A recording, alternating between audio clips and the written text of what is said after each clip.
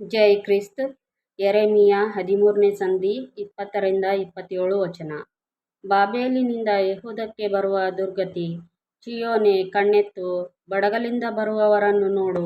ನಿನಗೆ ಒಪ್ಪಿಸಿದ ಹಿಂಡು, ನಿನ್ನ ಅಂದವಾದ ಹಿಂಡು ಎಲ್ಲಿ? ನಿನ್ನಲ್ಲಿ ಬಳಕೆಗೊಳ್ಳುವಂತೆ ನೀನು ಅಭ್ಯಾಸ ಮಾಡಿಸಿದವರನ್ನು ಯೆಹೋವನು ನಿನಗೆ ತಲೆಯಾಗಿ ನೇಮಿಸುವಾಗ ಏನು ಹೇಳುವಿ? ವೇದನೆಯು ನಿನ್ನನ್ನು ಹೆರುವವಳನ್ನು ಎಂಬಂತೆ ಹಿಡಿಯುವುದಲ್ಲವೇ? ಇವು ನನಗೆ ಏಕೆ ಸಂಭವಿಸಿದವು ಎಂದು ನೀನು ಮನದೊಳಗೆ ಅಂದುಕೊಂಡರೆ, ನಿನ್ನ ನೆರಿಗೆಯು ಕೀಳಲ್ಪಟ್ಟು ನಿನ್ನ ಹಿಮ್ಮಡಿಯು ನಾಚಿಕೆಗೆ ಈಡಾದದ್ದಕ್ಕೆ ನಿನ್ನ ಮಹಾಪಾಪವೇ ಕಾರಣ ಎಂದು ನಿನಗೆ ಗೊತ್ತಾಗುವುದು.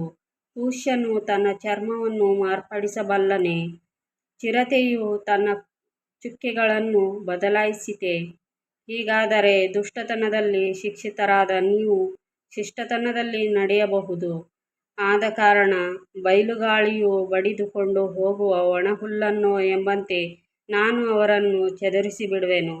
ನೀನು ನನ್ನನ್ನು ಮರೆತು ಸುಳ್ಳನ್ನು ನಂಬಿದ್ದರಿಂದ ಇದೇ ನಿನ್ನ ಪಾಲು, ಇದೇ ನಾನು ನಿನಗೆ ಅಳೆದು ಕೊಟ್ಟ ಭಾಗ ಎಂದು ಯೆಹೋವನು ಅನ್ನುತ್ತಾನೆ.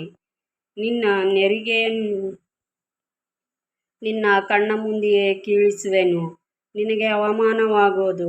ನಾನು ನಿನ್ನ ವ್ಯಭಿಚಾರಗಳನ್ನು, ನಿನ್ನ ಹೇಕಾರಗಳನ್ನು, ನಿನ್ನ ಕೆಟ್ಟ ಸೂಳೆಗಾರಿಕೆಯನ್ನು, ಅಂತು ಗುಡ್ಡಗಳಲ್ಲಿಯೂ ಬಯಲಿನಲ್ಲಿಯೂ ನೀನು ನಡೆಸಿದ ಅಸಹ್ಯ ಕಾರ್ಯಗಳನ್ನು ನೋಡಿದ್ದೇನೆ.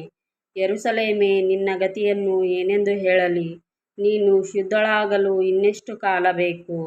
ಆಮೆನ್.